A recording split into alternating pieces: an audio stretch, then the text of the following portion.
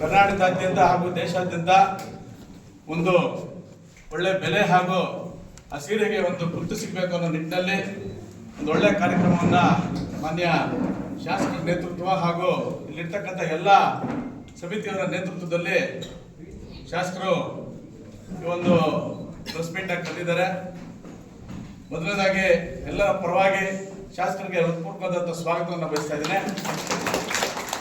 ಹಾಗೆ ಈ ಒಂದು ಸಮಿತಿಯ ಗೌರವ ಎಲ್ಲರಿಗೂ ಸ್ವಾಗತ ಬಯಸಿದಂಥ ಬತ್ತಿ ವೆಂಕಟೇಶ್ ಅವರಿಗೆ ಮತ್ತು ನಮ್ಮ ಜಿಲ್ಲೆಯ ಪ್ರಧಾನ ಕಾರ್ಯದರ್ಶಿಗಳು ಹಾಗೂ ನಗರಸಭಾ ಸದಸ್ಯರು ಹಾಗೂ ಬಂದಿರುವಂಥ ಎಲ್ಲ ಮಾಧ್ಯಮ ಮಿತ್ರರಿಗೆ ನಾನು ಭಾರತೀಯ ಜನತಾ ಪಾರ್ಟಿ ಹಾಗೂ ಈ ಒಂದು ದೊಡ್ಡಬಳ್ಳಾಪುರ ಸೀರೆ ಸಂತೆ ಸಮಿತಿ ವತಿಯಿಂದ ಎಲ್ಲರಿಗೂ ಸ್ವಾಗತವನ್ನು ಕೋರ್ತಾ, ಇವತ್ತು ತಮ್ಮೆಲ್ಲರಿಗೂ ತಿಳಿದಿರುವಂಥ ವಿಷಯ, ನೇಕಾರರ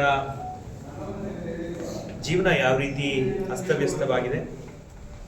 ಇವತ್ತಿನ ಪತ್ರಿಕೆಗಳಲ್ಲಿ, ಇವತ್ತಿನ ದಿನಪತ್ರಿಕೆ ಎಲ್ಲವನ್ನ ನೋಡಿದಾಗ ಎರಡು ಕಣ್ಣುಗಳಿದ್ದಂಗೆ ಈ ಸಮಾಜಕ್ಕೆ ಅಂತ ಹೇಳಿ, ಈ ದೇಶಕ್ಕೆ, ಈ ಸಮಾಜಕ್ಕೆ, ಈ ರಾಜ್ಯಕ್ಕೆ ಅಂತ ಹೇಳಿ ಗೌರವಾನ್ವಿತ BS ಯಡಿಯೂರಪ್ಪ ಸಾಹೇಬರು ಅವ್ರ ಮುಖ್ಯಮಂತ್ರಿಗಳಿದ್ದಾಗ ಅವರ ಭಾಷಣದಲ್ಲಿ ಹೇಳಿರುವಂಥದ್ದು. ಇವತ್ತು ದೊಡ್ಡಬಳ್ಳಾಪುರ ಯಾವ ರೀತಿ ನೇಕಾರಿಕೆ ಬೆಳೀತು, ಯಾವ ರೀತಿ ಮ್ಯಾಂಚೆಸ್ಟರ್ ಆಫ್ ಇಂಡಿಯಾ ನಮ್ಮ ದೇಶಕ್ಕೆ ಬ್ರಿಟಿಷರ ಕಾಲದಿಂದ ವೇದಿಕೆಯನ್ನ ಕಲ್ಪಿಸಬೇಕು ಅಂತ ಹೇಳಿ ನಾವೆಲ್ಲ ಕುತ್ಕೊಂಡು ಯೋಚನೆ ಮಾಡಿದಾಗ, ಕೊಂಗಡಿಯಪ್ಪ ಅವರ ಒಂದು ಅವರ ಜನ್ಮದಿನ, ಇವತ್ತು ಮಳಿಗೆಗಳನ್ನ ಕಟ್ಟಿಸ್ತಾ ಇದ್ದೀವಿ. AC ಮಾದರಿಯಲ್ಲಿ ಏನು ಕಂಚಿಯಲ್ಲಿ ಹೋದ್ರೆ ಯಾವ ರೀತಿ ಸೀರೆಗಳು ಸಿಗ್ತವೆ, ಬಜಾರ್ ಇದೆ. ಧರ್ಮಾವರಂಗೆ ಹೋದ್ರೆ ಯಾವ ರೀತಿ ಬಜಾರ್ ಇದೆ. ನಮ್ಮ ಬೆಂಗಳೂರಿಗೆ ಹೋದ್ರೆ ಮೆಜೆಸ್ಟಿಕ್ ಅಲ್ಲಿ ಯಾವ ರೀತಿ ಬಜಾರ್ ಇದೆ. 2 ಎಕರೆ ಜಾಗ, ರೇಷ್ಮೆ ಇಲಾಖೆ ಜಾಗ, ಕುರುಬರಳ್ಳಿಯಲ್ಲಿ ಇರುವಂತ ಜಾಗವನ್ನ ಸರ್ಕಾರಕ್ಕೆ ಪ್ರಸ್ತಾವನೆಯನ್ನ ಕೊಟ್ಟು, ಯಾಕಂದ್ರೆ ರೇಷ್ಮೆ ಇಲಾಖೆಯಿಂದ ಜವಳಿ ಟ್ರೆಂಡ್ ಚೇಂಜ್ ಮಾಡಕ್ಕೆ 10 ಗುಂಟೆ ಹೋಗಿದ್ನಲ್ಲ, ಆ ಅನುಭವದ ಆಧಾರದ ಮೇಲೆ 2 ಎಕರೆ, ನಿಮ್ಗೆಲ್ಲರಿಗೂ ಗೊತ್ತು, ಕುರುಬರಳ್ಳಿಯಲ್ಲಿ 30-40 ಎಕರೆ ರೇಷ್ಮೆ ಇಲಾಖೆ ಜಾಗ ಇದೆ. ರೇಷ್ಮೆ ಬೆಳೆಗಾರರು ಕೆರೆನೂ ಸೇರಿದೆ.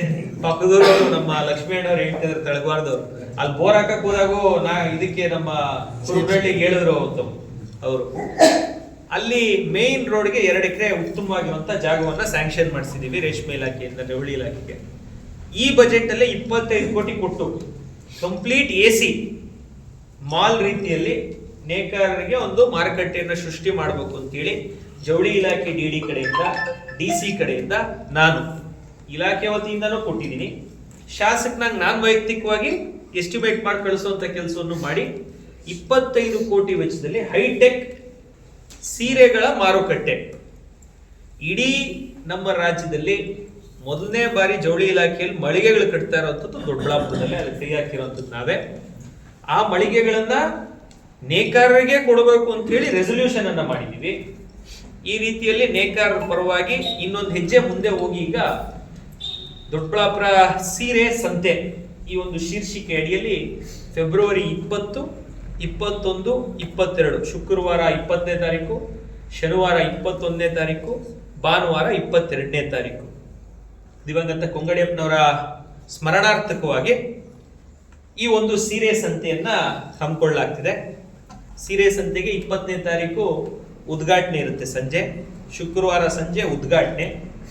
ಸ್ಥಳೀಯವಾಗಿ ಎಲ್ಲ ನೇಕಾರರು ಸೇರಿ ಒಂದೇ ವೇದಿಕೆಯಲ್ಲಿ ನೇಕಾರರನ್ನ ಗುರುತಿಸಿ, ನೇಕಾರಿಕೆಯಲ್ಲಿ ಇರುವಂತಹ ಉದ್ಯಮಿಗಳನ್ನ ಗುರುತಿಸಿ ನೇಕಾರಿಕೆಗೆ ಪ್ರೋತ್ಸಾಹವನ್ನು ನೀಡೋ ನಿಟ್ಟಿನಲ್ಲಿ ಒಂದು ವೇದಿಕೆ ಕಾರ್ಯಕ್ರಮವನ್ನು ಮಾಡಿ, ಅವತ್ತು ನಮ್ಮ ಇತ್ತೀಚೆಗೆ, ಯಾಕಂದ್ರೆ ನಿಮ್ಗೆಲ್ಲರಿಗೂ ಗೊತ್ತಿರೋಂಗೆ ಎಂಟರ್ಟೈನ್ಮೆಂಟ್ ಇರಬೇಕು, ಎಲ್ಲ ಇದ್ರೆ ಒಂದು ಸಂತೆ ಅಂತ ಹೇಳಿದ್ರೆ ಒಂದು ಎಲ್ಲ ಇದ್ರೆ ಜನ ಇವತ್ತು ಬಂದು ಸೇರೋವಂಥದ್ದು. ಆ ರೀತಿಯಲ್ಲಿ ಬೆಂಗಳೂರಲ್ಲಿ ಬೇಕಾದಷ್ಟು ನಡೀತವೆ. ಎಲ್ಲವನ್ನ ಇಟ್ಕೊಂಡು ಬಿಗ್ ಬಾಸ್ ಅಲ್ಲಿ ಇತ್ತೀಚೆಗೆ ಗೆದ್ದಿರುವಂತಹ ಗಿಲ್ಲಿ ಅವರು ಗೆಸ್ಟ್ ಆಗಿ ಬರ್ತಾರೆ.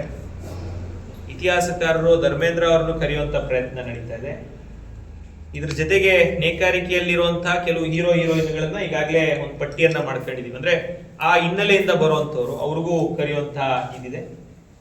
ಮತ್ತು ಒಂದು ಸವಾರಿ ಅಂತ ಹೇಳಿ ಒಂದು ಬ್ಯಾಂಡ್ ಇದೆ, ಅವ್ರ ಪರ್ಫಾರ್ಮೆನ್ಸ್ ಇರುತ್ತೆ. ಶುಕ್ರವಾರ ಉದ್ಘಾಟನೆಗೆ ವೇದಿಕೆ ಕಾರ್ಯಕ್ರಮ ಇರುತ್ತೆ. ಶನಿವಾರ ಬೆಳಗ್ಗೆಯಿಂದ ಹಿಡಿದು ಈಗ ಸದ್ಯಕ್ಕೆ 54 ಮಳಿಗೆಗಳಿಗೆ ನಾವು ರಿಜಿಸ್ಟ್ರೇಷನ್ ಅನ್ನ ಮಾಡ್ಕೊಂಡಿದ್ದೀವಿ. ರಾಜ್ಯದ ಸರ್ವಾಂಗೀಣ ಅಭಿವೃದ್ಧಿಗಾಗಿ ಬೆಂಬಲಿಸಿ ದಿಗ್ವಿಜಯ ಭಾರತ ಪಕ್ಷ.